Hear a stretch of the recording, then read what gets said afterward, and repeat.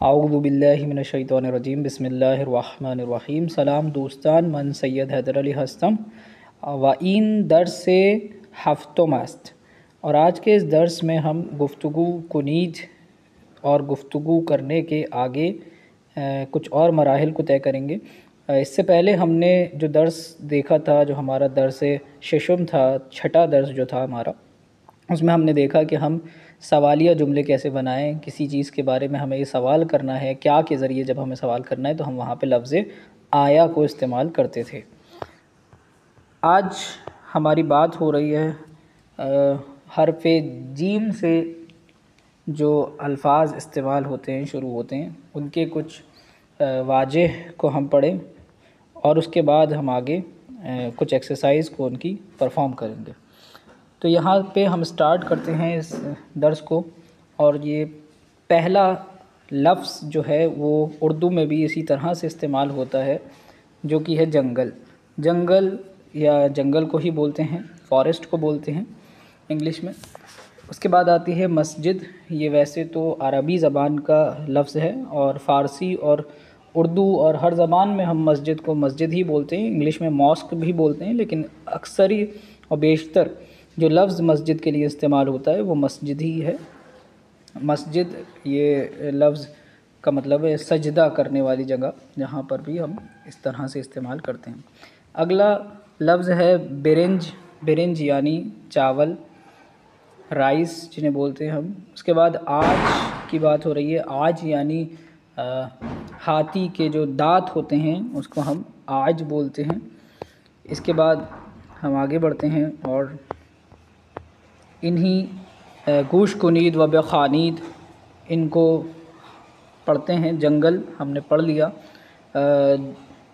جعبے، جعبے یعنی یہ کوئی بھی کنٹینر کو بولتے ہیں، یہ ٹوکری یا کنٹینر کو جعبے بولتے ہیں۔ اس کے بعد جارو، جارو یعنی یہ صفائی کی جو چیزیں ہوتی ہیں، جھاڑو جسے ہم اردو میں بول دیتے ہیں۔ اس کے بعد جا نماز، جا نماز یعنی مصلی، جو ہمارا اردو میں مصلی بھی بولتے ہیں، جا نماز بھی بولتے ہیں، جس پہ ہم نماز پڑھتے ہیں۔ اس کے بعد جو لفظ ہے وہ ہے جلیقے۔ جلیقے اسے بولا جاتا ہے، یا آپ کے سامنے یہ ایک جیکٹ ہے جو ورکرز اکثر پہنا کرتے ہیں۔ اس کے بعد جگر، جگر یعنی دل کو بولتے ہیں، جگر۔ اس کے بعد آگے آ جائیں اور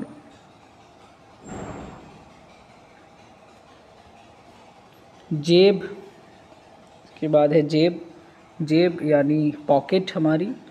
اس کے بعد جیر، جیرک یہ کیڑا ہے، انسیکٹ ہے جسے بولتے ہیں۔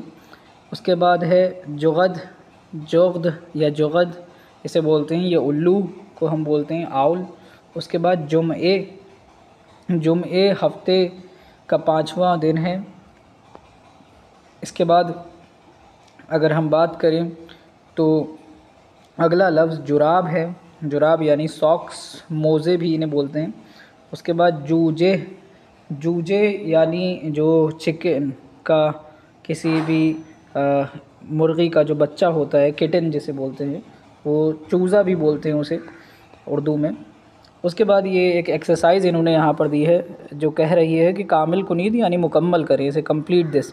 تو پہلا والا ہمیں پتہ ہے جنگل ہے، پھر مسجد ہے، اور پھر اس کے بعد جغد ہے، اس کے بعد جیر، جیرک ہے، اور جراب ہے، اور جارو ہے، اور برنج ہے، اور آج ہے، اور جوجے۔ اس کے بعد ہم آگے آ جائیں تو یہ پھر سے انہوں نے ایک بار یہاں پر کہہ رہے ہیں مانند نمونۂ بنویسید، مطلب جیسے یہ دکھ رہے ہیں، یہ اگزامپل دیے ہوئے ہیں، ویسا ہی آپ انہیں آگے لکھیے۔ تو جنگل ہے اور آگے ایک ڈیش ہے، جنگل، ظاہر سی بات ہے آپ یہاں پر نہیں لکھ سکتے اسکرین پر، تو آپ وہاں اپنی جو نوٹ بک ایک بنا رہے ہیں اس میں ان الفاظ کو لکھیے، ان الفاظ کو، اور ان کے آگے ان کے معنی بھی لکھتے چلے جائیے، اور انہیں آپ ذہن نشین کریے، اچھے سے یاد کریے۔ اس کے بعد ہم آگے آ جائیں تو یہ تمام الفاظ ہم پڑھ چکے ہیں، اور اس کے بعد ہم آگے آ جائیں حرف چا سے کچھ الفاظ انہوں نے شروع کرے ہیں، جس میں ایک ہے چشم۔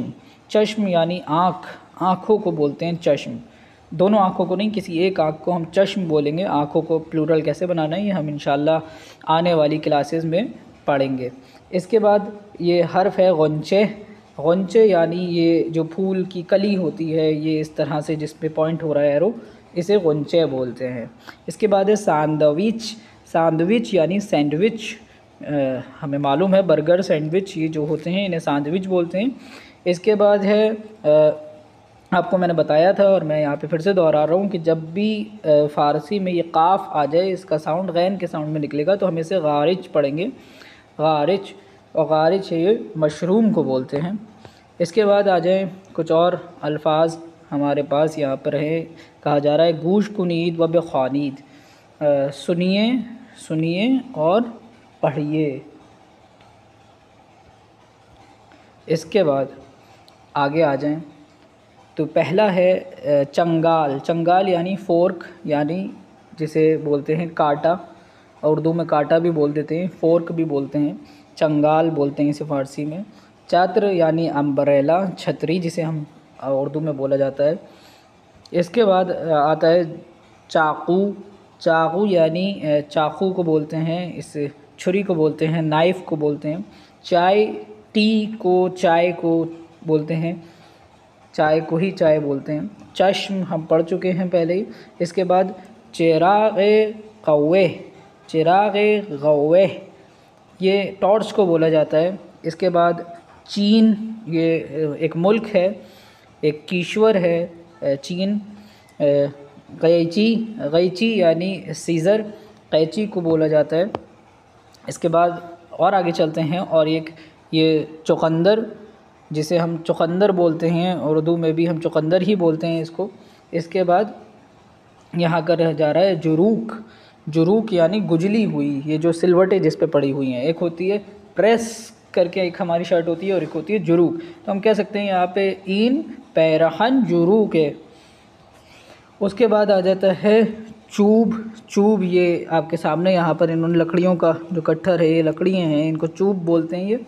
اور اس کے بعد چوپان، چوپان یعنی یہ جو چوپایا جسے ہم بول دیتے ہیں، جو یہ لے کے جا رہا ہوتا ہے بکریوں کو، ملہ، ملہ تو معاف کریں گے وہ تو الگ چیز ہے۔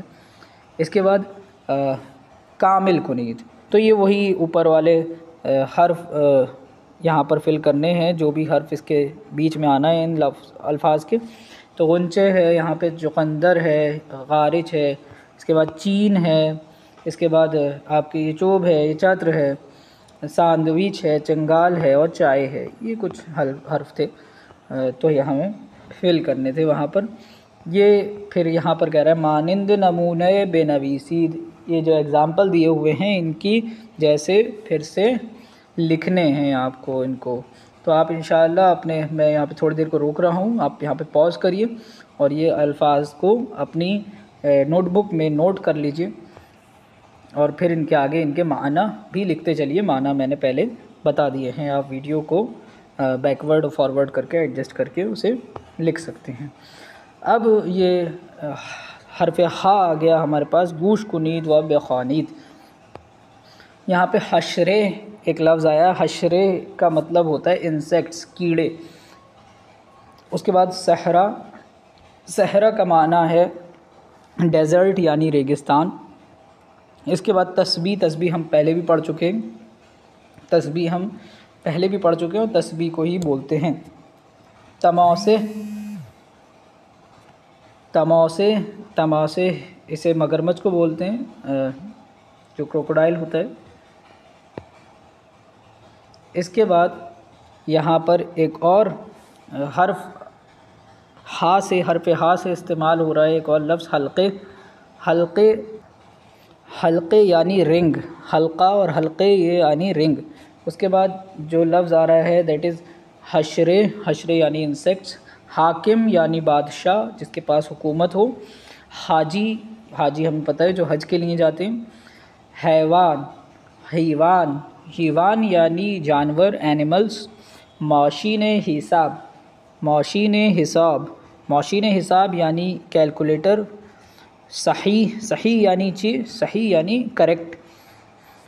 اس کے بعد آتا ہے ہیلے، ہیلے یعنی یہاں پر لکھا ہوا ہے ٹرک، کسی بھی چال کو، کسی بھی ٹرک کو ہیلے بولتے ہیں۔